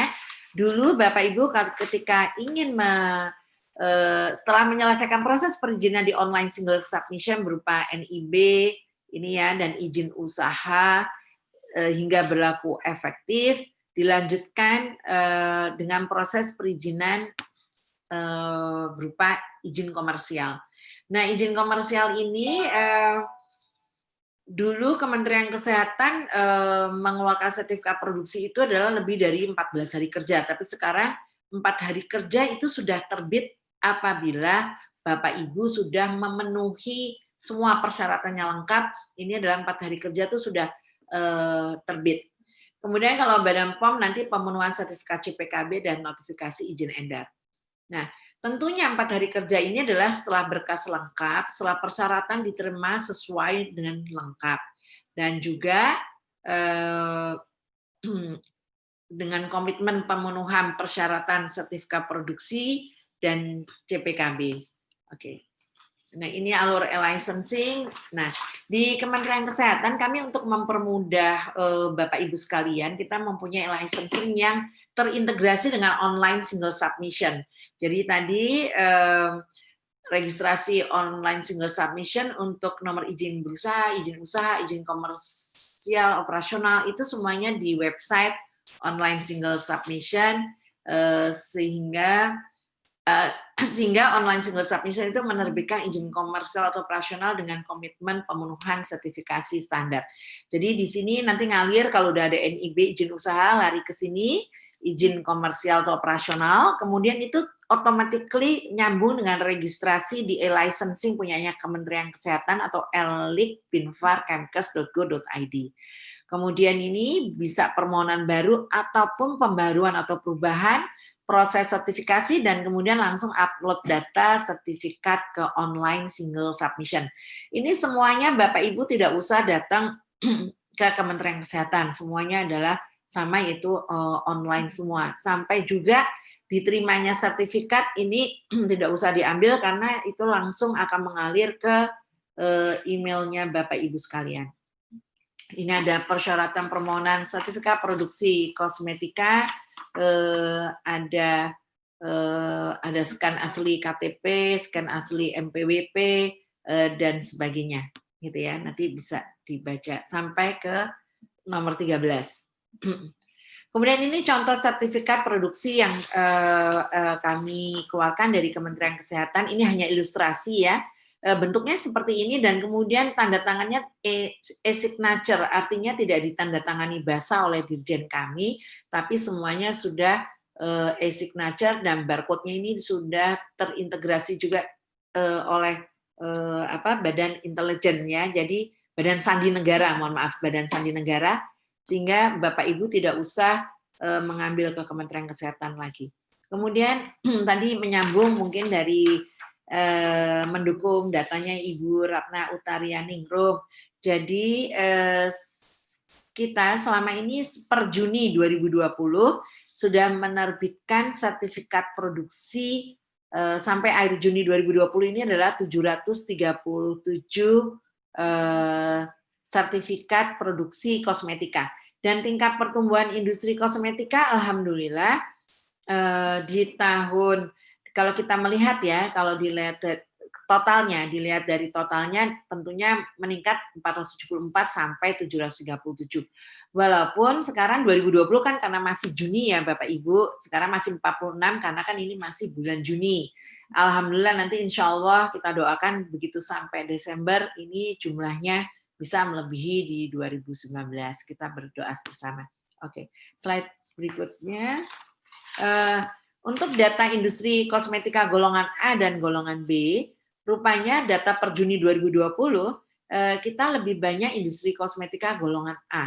Jadi di Indonesia ini yang golongan A ini adalah sebanyak 533 industri kosmetika, akhirnya yang membuat semua bentuk sediaan kosmetika. Kemudian hanya ada 204 yang golongan B, yang tadi yang boleh membuat sediaan kosmetika, tapi ada perkecualiannya, yaitu tadi perkecualiannya adalah di luar antiseptik, kemudian di luar perlengkapan bayi ya, bentuk sediaan kecuali sediaan untuk bayi yang mengandung bahan antiseptik, anti ketombe, pencerah kulit, dan tabir surya. Oke. Ini pengawasan atas pelaksanaan perizinan berusaha. Siapa yang mengawasi? Jadi sesuai dengan PP nomor 24 tahun 2018 tentang pelayanan online single submission, wajib melakukan pengawasan atas pemenuhan komitmen, pemenuhan standar, kemudian sertifikasi, lisensi, dan atau pendaftaran usaha dan atau kegiatan. Nah, pengawasan yang dimaksud ini adalah pemeriksaan dokumen termasuk laporan kegiatan usaha, ketenagaan, sarana, dan prasarana. Sanksinya, bila terdapat pelanggaran, maka pelaku usaha dapat dikenakan sanksi, yaitu berupa peringatan atau notifikasi pembatalan perizinan berusaha, penghentian sementara kegiatan, pengenaan denda administratif, dan yang terakhir bisa dilakukan pencabutan perizinan berusaha. Nah, pembinaan dan pengawasan itu oleh siapa? Oleh pemerintah itu dilakukan secara berjenjang. Jadi menteri, gubernur, dan atau bupati wali kota wajib melakukan pengawasan atas pemenuhan komitmen, pemenuhan standar sertifikasi, lisensi, dan atau pendaftaran. Siapa yang menteri, gubernur, dan atau bupati wali kota itu di bawahnya ada dinas kesehatan, itu yang melakukannya. Kemudian pengawasan dilakukan melalui pemeriksaan dokumen, termasuk laporan kegiatan usaha, ketenagaan, sarana prasarana, dan atau lokasi tempat yang industri. Kemudian untuk Permenkes 1175 tahun 2020, ini juga pembinaan dilakukan berjenjang oleh Kepala Dinas dan Direktur Jenderal. Kemudian pasal 19, pengawasan terhadap produk dan penerapan CPKB dilakukan oleh Kepala Badan. Ini kegiatan pembinaan yang telah foto-foto contoh kegiatan yang pembinaan dilakukan oleh Kemenkes.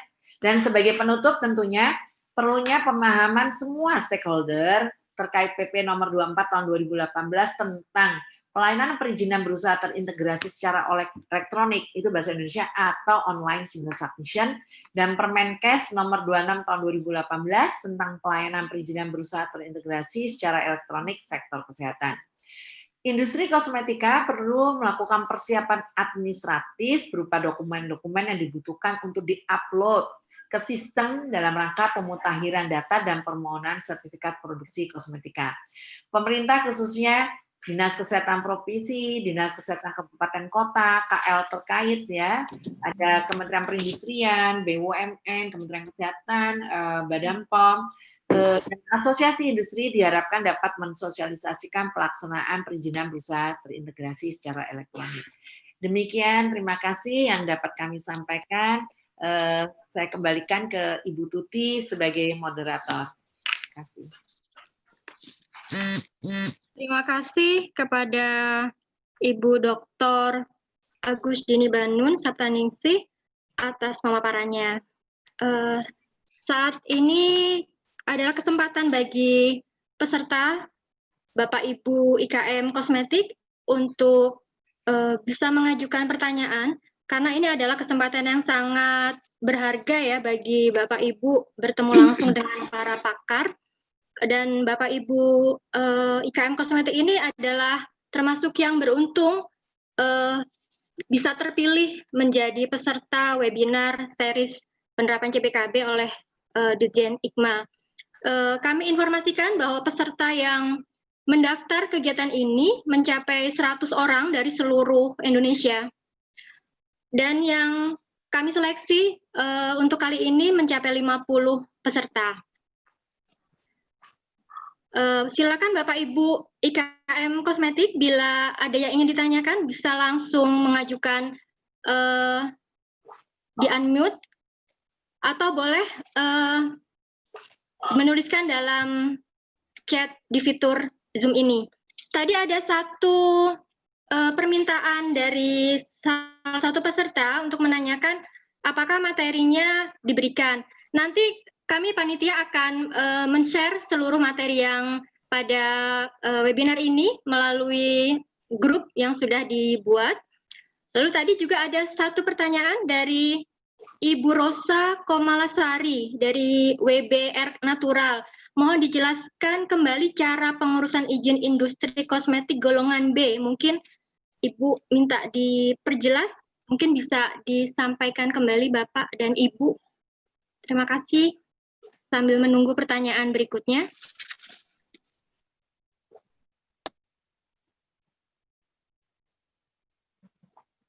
Silakan kepada Bapak Joko atau Ibu Dr. Agus Dini. Ada pertanyaan yang tadi Ibu minta dijelaskan kembali cara pengurusan izin industri kosmetik golongan B. Oke, yang untuk izin untuk sertifikat produksi kosmetika golongan B sebetulnya pada prinsipnya hampir sama dengan yang sertifikat golongan A, cuman kalau yang golongan B itu boleh yang penanggung jawabnya itu tenaga teknis kefarmasian atau lulusan D3. Jadi mungkin saya tayangkan lagi ya Bu, boleh ya? Saya tayangkan lagi ya. Silakan Bu, silakan. Bentar. Bentar ya. Backnya mana ya? Tanda ini Bentar. Ini kok sebentar ya.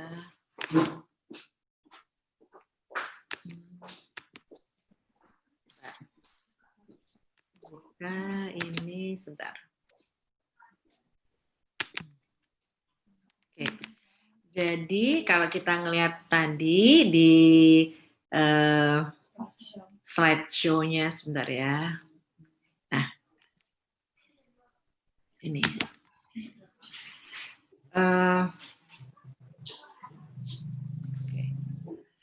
Jadi di sini kelihatan Bapak Ibu sekalian bahwa tadi kan ini dokumen yang kalau persyaratan permohonan sertifikat produksi kosmetika itu apa saja yang diperlukan, ada scan asli KTP direktur, kemudian NPWP perusahaan gitu ya, kemudian surat pernyataan kesediaan bekerja full time si penanggung jawab teknisnya.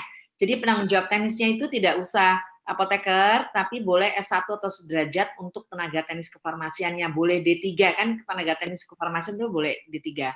Kemudian scan asli daripada STRA atau surat tanda registrasi tenaga teknis kefarmasian, scan asli surat pengangkatan penanggung jawab, scan asli KTP, scan asli surat izin praktek tadi tenaga teknis kefarmasian atau apoteker, scan asli daftar fasilitas produksi mesin dan peralatan, scan asli rencana dan tahapan pengembangan bahan baku, scan asli investasi dan penanaman modal, ini sampai 13. Itu semuanya hanya di-scan, kemudian nanti dikirim ke e-licensing. Jadi ke e-licensing ya. Kemudian ini tadi contoh ya, kemudian tadi, oke. Tadi bedanya hanya itu Bapak Ibu, sebetulnya golongan A dan B itu hampir sama, tapi yang golongan B itu hanya tidak perlu apoteker, tapi hanya tenaga teknis kefarmasian. Oh sorry. Terus ini saya salah. Slide-nya ini saya mundurin lagi. Nah ini. Jadi Bapak Ibu tadi kan sudah memasukkan ke dalam scan semua ke e-licensing ya.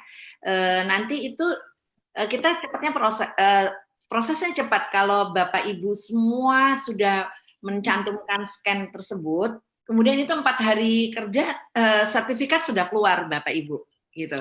Sertifikatnya sudah keluar.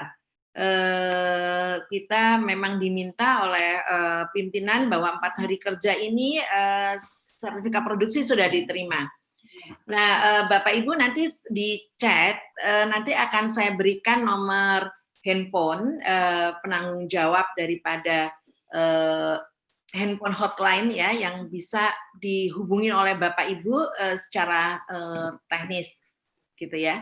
Nanti bisa kita masukkan di situ. Ya, udah? Oke. Pertanyaannya? Oke, terima kasih Ibu. Semoga Ibu Rosa Komalasari bisa lebih memahami. Selanjutnya ada pertanyaan berikutnya dari PT 4 Musim. Untuk yang bukan di luar lingkungan industri dan masuk zona perumahan, apakah bisa membuat pabrik kosmetik? Mohon dijawab Ibu Agus Dini atau Bapak Joko. Mungkin saya dulu Pak Joko ya, masih buka. Bisa, tapi tentunya mesti ngurus undang-undang gangguan di RT RW-nya di situ ya, di lingkungan rumahnya. Mungkin nanti Pak Joko yang akan melengkapi. Ya. Oke. Silakan mungkin Pak Joko, ada yang mau ditambahkan Pak? Ya, terkait dengan perizinan untuk membuat industri kosmetik di area perumahan, di luar kawasan industri. Pertama adalah, jika di luar kawasan industri, pastikan bahwa dia sudah mengajukan surat keterangan. Ya. Kemudian yang kedua adalah terkait dengan izin zonasinya atau izin lokasinya. Apakah sudah ditentukan? Jadi setiap Pemda itu mempunyai ketentuan untuk pengaturan lokasi yang diperuntukkan buat industri. Kemudian terkait dengan izin limbah tentunya ya, bagi yang di kawasan industri itu sudah diatur terkait dengan LKL, UPL, dan di luar itu ya memang bisa mengajukan SPPL. Ya, mungkin itu saja yang bisa menambahkan. Oke, terima kasih. Selanjutnya pertanyaan dari Bapak Ahmad Bagir. Bagaimana cara perpanjang izin produksi, syarat dan prosesnya seperti apa? Mohon Pak dan Ibu bisa menjawab.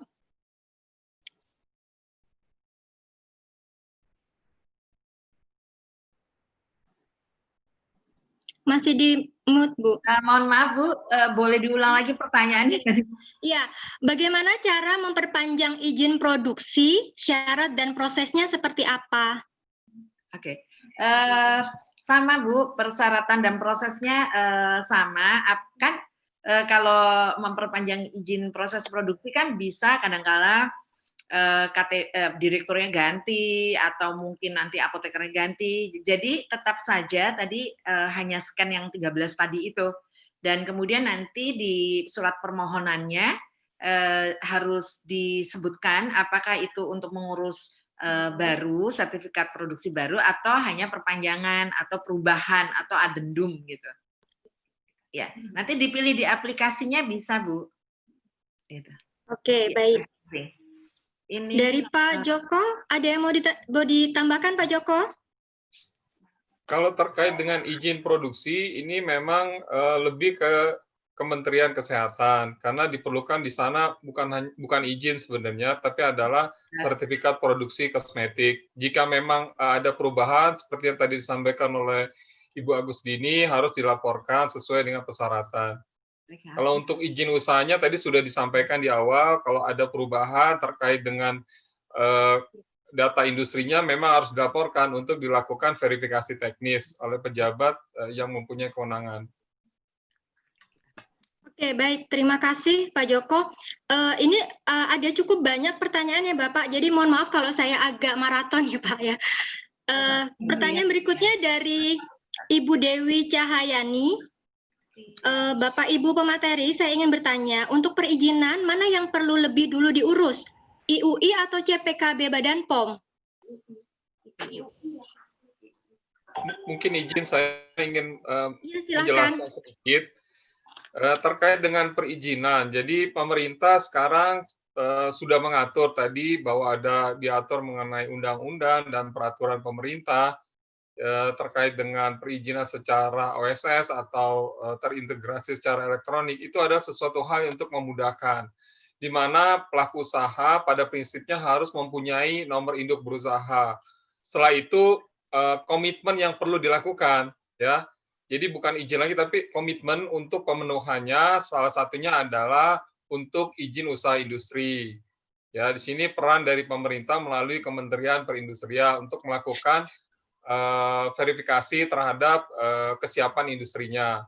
Nah, setelah itu muncul seperti yang disampaikan atau dijelaskan oleh Ibu Agustini. Berikutnya adalah izin operasional ya di Kementerian Kesehatan. Jadi semua itu bisa berjalan tanpa terhambat sebenarnya ya prosesnya. Yang penting komitmennya harus dipenuhi. Nah, nanti di Kementerian Kesehatan akan diurus sertifikat produksi kosmetik, di mana industrinya sudah bisa berproduksi, tetapi produknya belum bisa diedarkan.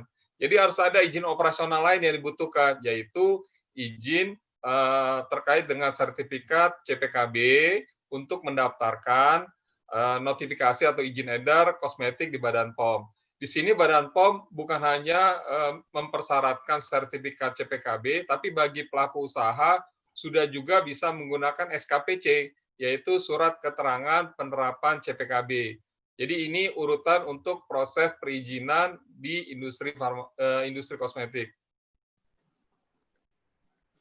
Oke, baik. Terima kasih Pak Joko atas jawabannya. Lalu yang berikutnya ada pertanyaan dari Ibu Indah.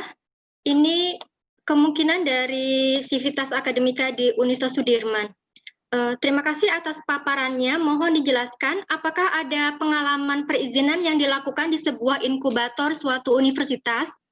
Kebetulan merek saya sudah keluar, tapi saya sendiri sedang aktif sebagai dosen di sebuah universitas. Baiknya bagaimana? Karena perizinan, karena perizinan merek saya lakukan sebelum saya diterima menjadi dosen. Mohon pencerahannya. Mohon bisa dibantu Pak Joko atau Ibu Agustini. Jadi Ibu, pemerintah dalam hal ini memang mendorong sekali ya penelitian. Ini kan masih dalam rangka kosmetik ya Bapak Ibu. Jadi selalu mendorong, kita kan ada kolaborasi namanya ABGC, selalu akademisi, bisnis itu pengusaha ya, seperti Bapak Ibu pelaku usaha, government dan community. Nah, apabila memang Ibu mau dihilirisasi, prinsipnya adalah misalnya kosmetik buatannya Ibu di universitas sudah bagus, prinsipnya kan nanti kalau mau digunakan di masyarakat itu harus mempunyai nomor izin edar. Nanti buntutnya itu outputnya yang paling belakangan. Nah, ketika mau nomor izin edar itu ya itu tadi rangkaiannya seperti tadi Pak Joko menerangkan dengan online single submission itu dari nomor izin berusaha, kemudian sampai izin usaha, kemudian izin komersial. Izin komersial itu adanya berarti sertifikat produksi yang dari Kementerian Kesehatan, kemudian cara pembuatan kegiatan yang baik dari Badan POM, nanti baru setelah itu keluarlah nomor izin edar gitu. Jadi tetap memang harus ada sarananya gitu ya, sarananya yang seperti tadi dijelaskan oleh Pak Joko maupun saya seperti itu. Jadi prinsipnya seperti itu, Ibu. Oke, terima kasih Ibu Agustini. Selanjutnya ada pertanyaan lagi dari CV Gatut Kaca, Irfan Adika. Selamat sore, mau menanyakan terkait perubahan izin produksi dari golongan B ke A. Perubahan penanggung jawab, alur perubahan, pembaharuan pada e-licensing, alurnya seperti apa? Mohon dijelaskan. Oke. Terima kasih pertanyaannya dari CV Gatot Kaca. Ini mudah sekali. Jadi Bapak tinggal membuat surat permohonan perubahan bahwa dari golongan B ke golongan A, gitu ya. Tentunya nanti kan kalau tidak ada yang berubah yang lainnya, mungkin tidak usah menyertakan scan lagi. Kalau kan datanya kan kita ada, kecuali kalau Bapak berubah dari B ke A kan tentunya harus berubah dari, misalnya tadi Bapak punya penanggung jawab teknisnya hanya tenaga teknis kefarmasian, kalau ke A kan berubah jadi apoteker. Tapi syukur-syukur misalnya ada yang perusahaan itu golongan B, itu penanggung jawabnya sudah ada apotekernya, jadi nggak usah ganti penanggung jawab. Tapi apabila tadinya Bapak penanggung jawabnya TTK, tenaga teknis kefarmasian, ke A, ya penanggung jawabnya jadi harus tinggi, harus pindah ke apoteker gitu. Selanjutnya yang semuanya kita permudah kalau sudah tadi scan-nya tidak ada yang berubah, kecuali tadi scan penanggung jawabnya ya. Setelah itu kita proses 4 hari langsung menjadi pindah dari golongan B ke golongan A. Asal administrasinya dilengkapi dengan baik gitu. Seperti itu. Terima kasih Ibu Agustini. Selanjutnya pertanyaan dari Ibu Ica yang menanyakan apakah kosmetik dan PKRT boleh menggunakan fasilitas bersama? Untuk pengurusannya kemana? Terima kasih. Bapak Ibu sekalian, pemerintah tidak mempersulit. Fasilitas bersama kosmetik dan PKRT itu boleh gitu. Namun izinnya tetap, sertifikatnya tetap lain-lain ya. Yang kalau kosmetika namanya sertifikat produksi kosmetika, kalau PKRT namanya sertifikat produksi alat PKRT, ya kan? Sertifikat produksi PKRT. Mengurusnya kemana? Nanti saya di chat nanti akan saya berikan. Jadi gini, kalau yang sertifikat PKRT, Alkes dan PKRT itu juga di Kementerian Kesehatan, cuman beda aja. Kalau tadi kosmetik ke e-licensing, kemudian kalau ini ke sertifikasi Alkes dan PKRT itu juga online semua. Nanti saya berikan alamatnya, Bapak Ibu saya ketik di chat ya, gitu. Nanti bisa di. Terima kasih. Ya. Terima kasih. Selanjutnya pertanyaan dari. Oh, silakan Pak Joko, silakan Pak. Ya, baik. Mohon izin Bu Agustini ingin menambahkan sedikit terkait dengan pengurusan izin Fasber tadi ya. Pada prinsipnya Badan POM memang mempermudah ya apa yang disampaikan pemerintah dalam hal ini mempermudah proses perizinan. Jadi bagi pelaku usaha yang memiliki sarana produksi kosmetik ya tentunya harus mendapatkan persetujuan lebih dahulu dari Badan POM, yaitu di Kedeputian 2, yaitu mengajukan permohonan izin Fasber atau izin fasilitas bersama produksi non-kosmetik di sarana produksi kosmetik. Nah, syaratnya apa? Nah, syaratnya mudah, yaitu perusahaan itu sudah memiliki SKPC, Surat Keterangan Penerapan CPKB, atau sertifikat CPKB. Ini bisa diajukan permohonannya di Badan POM untuk mendapatkan izin Fasber. Dengan berbekal izin Fasber tadi, sudah bisa mengajukan permohonan untuk mengajukan sertifikat produksi PKRT di Kementerian Kesehatan, nantinya untuk bisa mendaftarkan produk atau izin edarnya di Kementerian Kesehatan. Mungkin itu saja. Kemudian satu hal mengenai industri kosmetik golongan B, yang ingin berencana menjadi industri golongan A. Tentunya persyaratan administrasi harus dipenuhi, apa yang sudah disampaikan oleh Ibu Direktur, ya Ibu Agustini, itu dipenuhi semua, ya termasuk juga penanggung jawab teknisnya. Tapi tentunya harus diperhatikan, ya salah satunya adalah persyaratan terkait dengan CPKB, ya.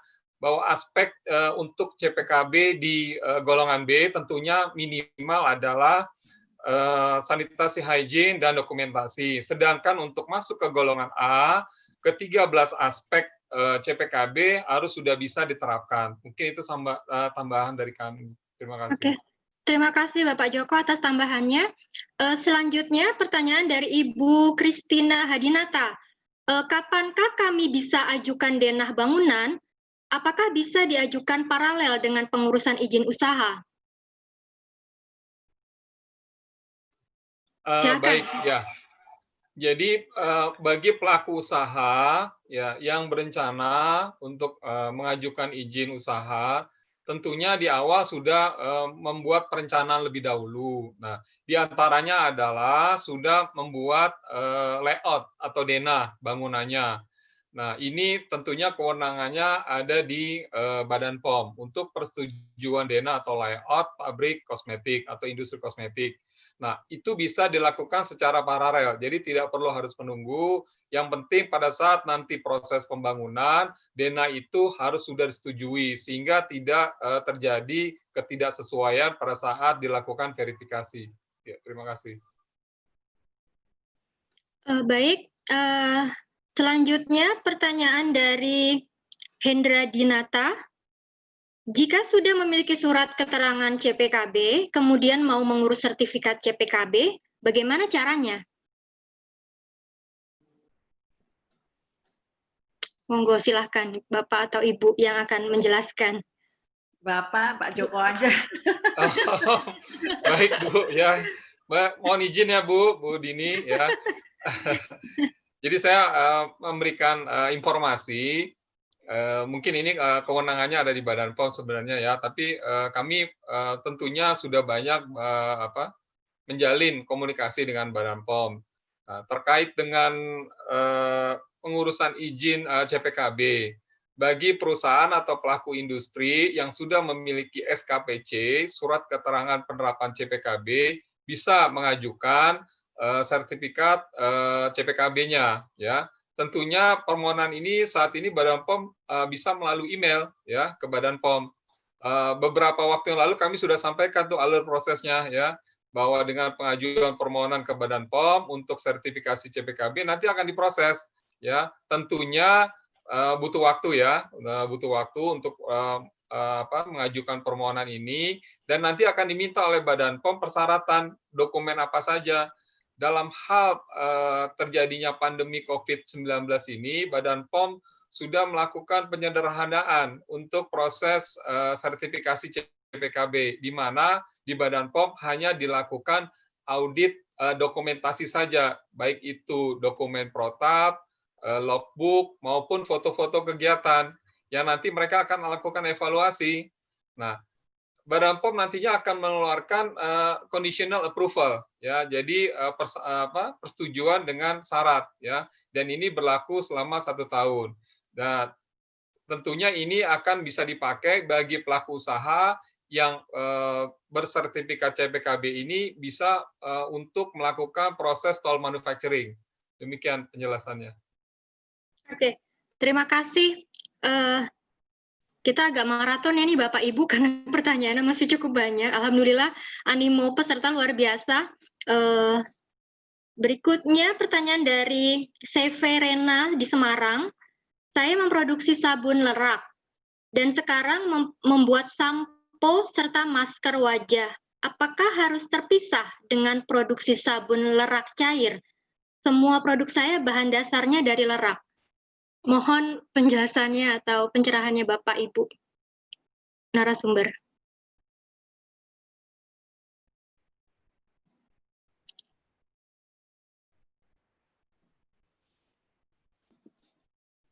Mungkin Pak Joko, mungkin ini concern-nya ke CPKB ya, concern-nya ya. Iya betul Bu. Iya. Betul Bu ya. Ini ada di Badan POM, mungkin saya belum bisa jawab ini Pak. Ya, jadi pada prinsipnya ya bagi pelaku usaha atau industri yang ingin mendaftarkan produknya, yang harus dipastikan adalah sarananya harus memiliki izin sesuai dengan CPKB. Ya, pada saat tadi ada sediaan cair maupun sediaan padat, itu izin yang berbeda CPKB-nya. Ya, jadi harus dipastikan bahwa pelaku usaha itu sudah mengajukan permohonan atau sudah memiliki SKPC atau sertifikat CPKB untuk mendaftarkan produknya. Oke. Semoga bisa dipahami ya Bapak Ibu yang bertanya. Selanjutnya ini dari Anif Nur Artanti. Bapak Ibu pemateri terkait perizinan apabila akan merubah izin dari IKOT menjadi UKOS, bagaimana prosesnya?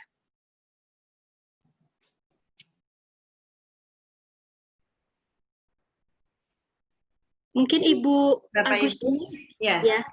Ini maksudnya dari UKOT ya, usaha kecil obat tradisional. Iya. Kalau usaha kecil obat tradisional itu kan yang mengeluarkan Dinas Kesehatan Provinsi.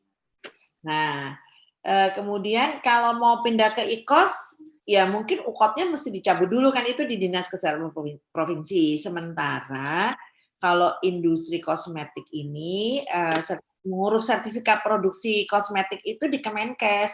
Jadi lain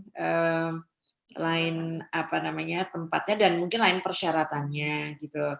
Jadi kalau menurut saya kalau memang mau menjadi IKOS, UKOT menjadi IKOS tergantung Bapak Ibu apakah UKOT-nya mau dicabut atau didiamkan dulu karena itu dua hal yang berbeda karena yang satu berbeda pengurusannya, yang satu di Dinas Kesehatan Provinsi, yang satu di Kementerian Kesehatan gitu. Ya. Oke. Terima kasih Ibu Agustini. Ya.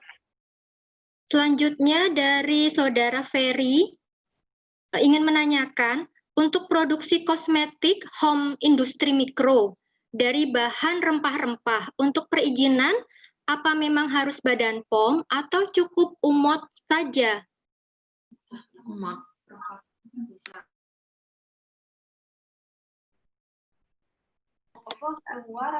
Mohon maaf, mungkin saya tanya dulu tujuannya untuk dipakai sebagai kosmetik atau obat tradisional, kan gitu ya. Ini kan dua hal yang berbeda.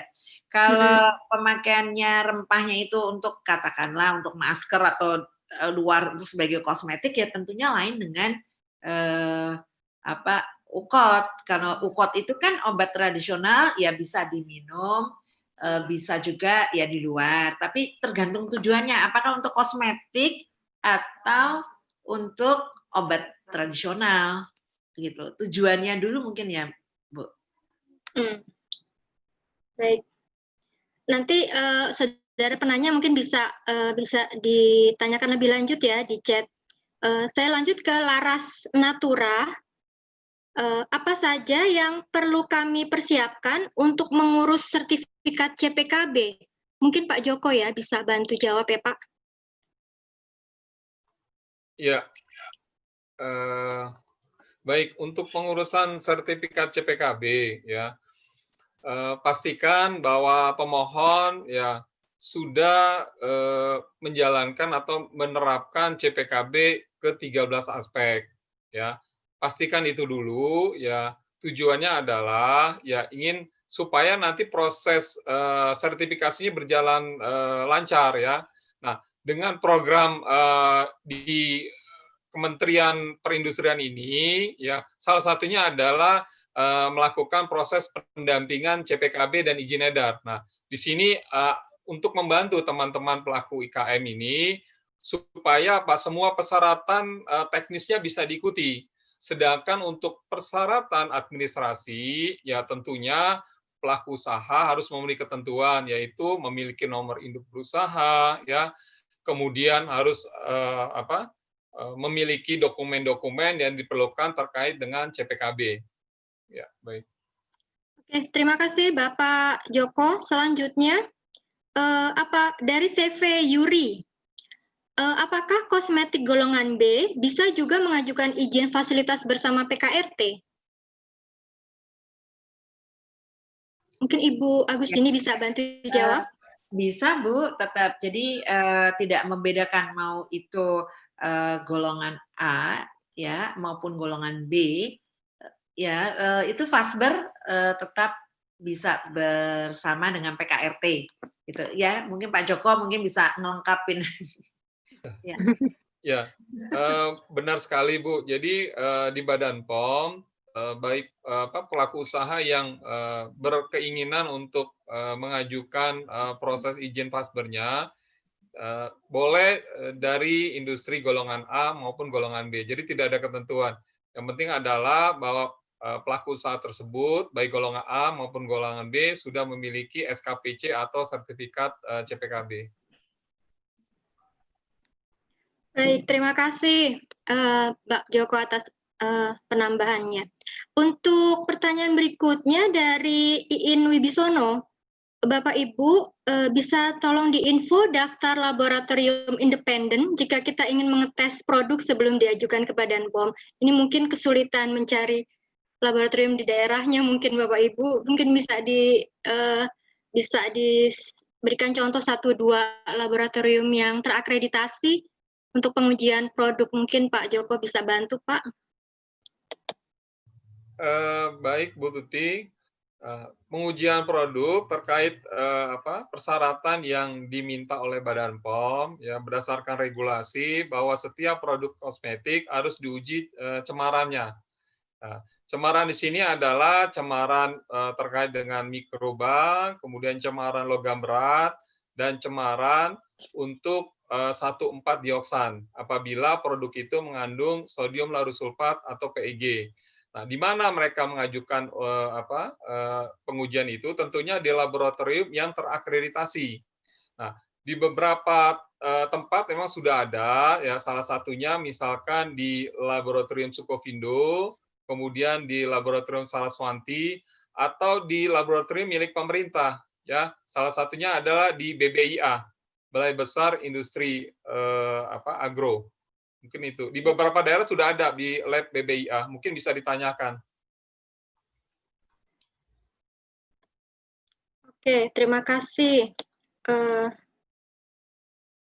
Selanjutnya ada lagi yang bertanya, bagaimana cara memperoleh SKPC untuk golongan B? Mungkin Pak Joko lagi ya, Pak, ya? Ya, pada prinsipnya sama, ya, untuk proses permohonan SKPC, surat penerapan keterangan CPKB maupun sertifikasi CPKB, prosesnya sama. Jadi Badan POM mempersyaratkan mengajukan permohonannya terlebih dahulu ke Badan POM, ke Direktorat Pengawasan, ya.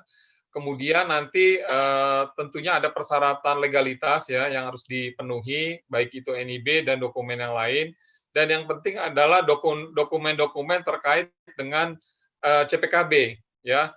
Bagi industri yang golongan A, tentunya dokumen yang terkait dengan ke-13 aspek CPKB, ya. Sedangkan untuk golongan B, paling tidak minimal mereka sudah mempunyai dokumen yang terkait dengan sanitasi hygiene dan dokumentasi. Mungkin itu saja. Baik.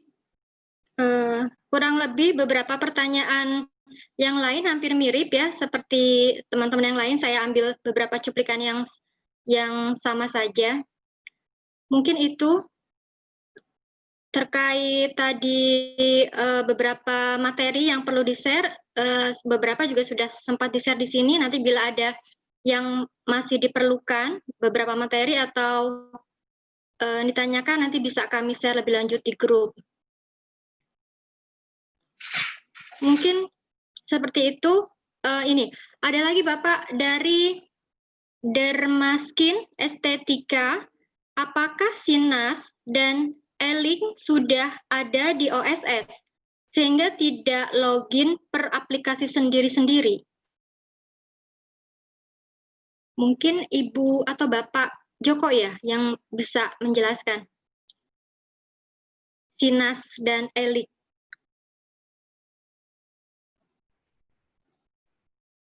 Ya, baik, mohon izin untuk terkait dengan integrasi antara Kementerian Perindustrian melalui portal SINAS terhadap portal online single submission.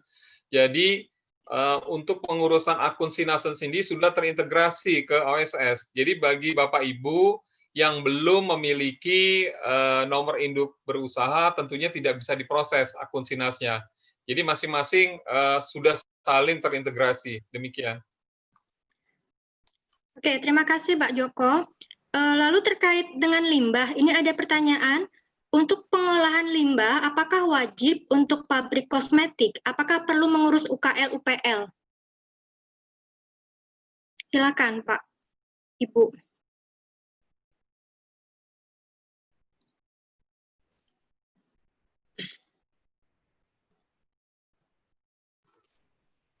Ya. Untuk limbah, iya. Ya, baik. Terkait dengan limbah, jadi setiap pelaku usaha yang bergerak di industri tentunya harus bisa mengendalikan limbahnya.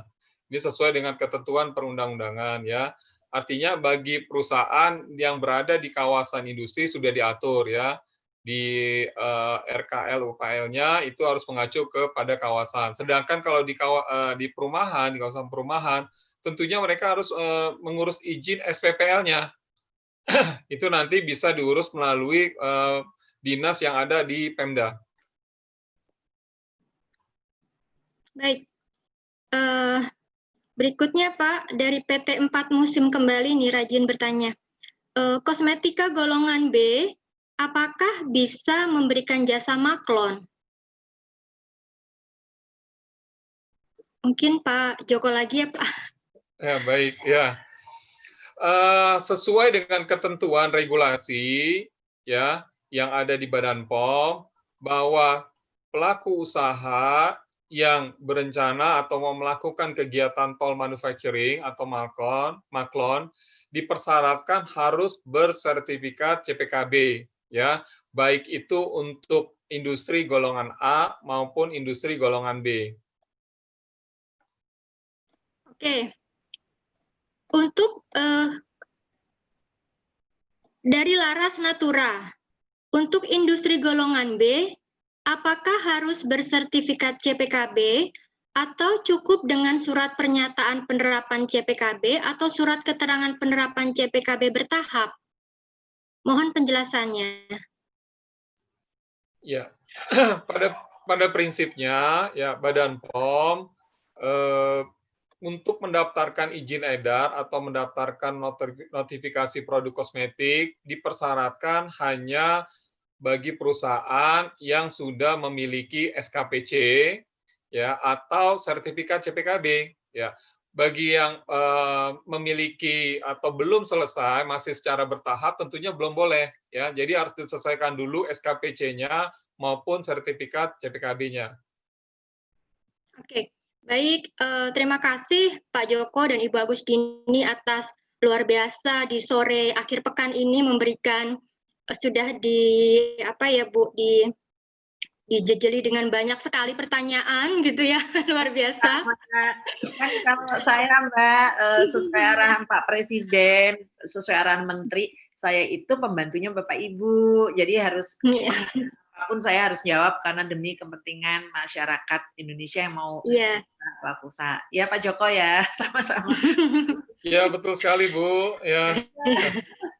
Ya, ini juga kita berikan aplaus yang luar biasa nih buat kedua narasumber dan buat kita semua yang sudah berikan animo pertanyaan yang luar biasa dan masih banyak lagi pertanyaan berikutnya. Dan kita tidak berhenti hanya sampai di sini karena kami ini adalah baru rangkaian pertama dari 6 rangkaian ke depan lagi Bu. Kita masih ada 7 seri. Jadi pertanyaan yang tidak terjawab pada seri kali ini jangan khawatir, akan kami tampung dan akan kami jawab di seri-seri berikutnya. Kembali sebelum kita akhiri webinar seri kali ini, kita berikan aplaus yang luar biasa untuk kedua narasumber Bapak Joko Irwanto dan Ibu Dr. Agustini Banun. Terima kasih. Bapak Ibu sekalian, saya juga ada timnya, bukan saya sendiri nih. Ada Bu Yan, ada Bu Nini. Saya ada timnya. Terima kasih Ibu. Selanjutnya kami mohon kesediaan nih dari Bapak Haji Jeni selaku pejabat sebenarnya yang punya kegiatan ini Bu, yang punya penanggung jawab lah kegiatan ini kepada Bapak Haji Jeni, mohon arahan, masukan dan ya pencerahannya lah buat kami semua di sini. Kepada Bapak Haji Jeni, mohon waktu kami persilahkan. Baik, terima kasih Mbak Tuti, Pak Joko, sahabat kami, kemudian Ibu Ibu Agus Dini, Ya. kemudian sahabat-sahabat saya para IKM Kosmetik. Assalamualaikum warahmatullahi wabarakatuh. Waalaikumsalam warahmatullahi wabarakatuh. Saya mengucapkan terima kasih nih untuk para narasumber yang luar biasa dan begitu juga pesertanya. Sebenarnya kenapa kita melakukan kegiatan ini dan kenapa berseri? Nah, ini kita lakukan adalah dalam rangka komitmen kita sebagai industri untuk membantu teman-teman IKM Kosmetik yang memang kebanyakan permasalahannya di CPKB. Sehingga kami lakukan, kami buat desain dengan webinar berseri. Kenapa dengan berseri? Karena memang ternyata CPKB itu banyak langkah-langkahnya. Sehingga dengan berseri ini, teman-teman bisa meresapi setiap seri yang disampaikan. Untuk itu, pada teman-teman yang baik yang 50 maupun yang ikut YouTube, bisa mengikuti ini dengan keseluruh rangkaian acara. Nah, yang pertama kami berikan kenapa izin. Nah, itu. Nah, izin adalah sebagai pintu pembuka. Pintu pembuka untuk langkah-langkah berikutnya. Karena langkah berikutnya tidak akan berjalan tanpa izin. Saya contohin misalnya, waktu ibu bapak dulu, waktu masih bujang, nah, ketika bapak utamanya nih, mau datang ke seorang gadis, tidak mungkin langsung melamar. Nah, tapi pasti minta izin dulu kan, boleh nggak Bu saya melamar? Nah, setelah diizinkan, baru melakukan tindakan-tindakan atau langkah-langkah berikutnya. Begitu juga dengan proses CPKB. Jadi kalau izin sudah dipenuhi, baru langkah-langkah berikutnya insya Allah akan lebih mudah. Seperti itu. Jadi sekali lagi saya ucapkan selamat dan mohon kepada teman-teman agar diikuti dengan serius seluruh rangkaian webinar ini. Insya Allah dengan mengikuti seluruh rangkaian webinar ini, teman-teman saya yakin dengan kesulitan yang selama ini terkait dengan CPKB akan bisa teratasi. Insya Allah. Jadi tolong. Dan saya lihat memang tadi teman-teman sudah sangat luar biasa semangatnya, bahkan tahapan kita itu terlewati kadang-kadang, mungkin udah sampai tahapan ke-7 tadi misalnya. Jadi nanti tolong teman-teman bersabar, insya Allah langkah-langkah itu akan kita sesuaikan dengan langkah-langkah yang memang ada di CPKB. Jadi mungkin itu, sekali lagi kepada teman-teman semuanya, khususnya terima kasih kepada panitia nih, tim KBB dan Ibu Direktur yang sangat komitmen dengan mengurus IKM, terutama kosmetik nih. Bahkan Bu Dirjen pun demikian. Jadi kosmetik ini menjadi salah satu komoditi prioritas dari IKM KS Dia. Jadi seperti itu. Jadi sekali lagi, pada Ibu Agus Dini, kemudian Pak Joko, mohon kesabarannya sama Ibu, sama dengan kami. Jadi kalau Ibu sebagai pelayan para IKM, pelayan masyarakat, sama kami juga seperti itu. Jadi teman-teman IKM silahkan berkonsultasi, ngobrol dengan kami terkait dengan apa sih permasalahan-permasalahan. Karena memang kita sebagai pelayan masyarakat, ya Bu. Oke, baik, mungkin itu hanya yang bisa kami sampaikan. Sekali lagi saya sampaikan terima kasih dan sukses untuk semuanya. Dan jangan lupa tetap kita mengikuti protokol kesehatan dengan senantiasa menjaga kebersihan, jaga jarak jika bertemu, dan gunakan masker ketika kita berada di luar. Mungkin hanya itu yang bisa kami sampaikan. Terima kasih dan sukses. Assalamualaikum warahmatullahi wabarakatuh. Waalaikumsalam warahmatullahi wabarakatuh. Terima kasih Bapak Haji Jeni atas pencerahan, pengarahan, dan ya semangatnya buat kita semua. Dengan demikian, berakhirlah kegiatan webinar series penerapan CPKB bagi IKM Kosmetik seri pertama. Terima kasih atas perhatian Bapak, Ibu semua, sampai kita ketemu lagi di webinar seri kedua, tanggal 30 Juli 2020. Semoga kegiatan ini dapat memberi manfaat untuk kita semua. Mohon maaf bila ada khilafan dalam kami membawakan acara. Wabillahi taufik wal hidayah. Wassalamualaikum warahmatullahi wabarakatuh. Waalaikumsalam warahmatullahi wabarakatuh. Terima kasih Bu Dini, Pak Jizet, semuanya. Terima kasih semuanya atas partisipasinya. Terima kasih. Semua. Ya. Saya izin live ya Bu, Bapak. Yo, makasih semuanya. Ya. Sampai ketemu tanggal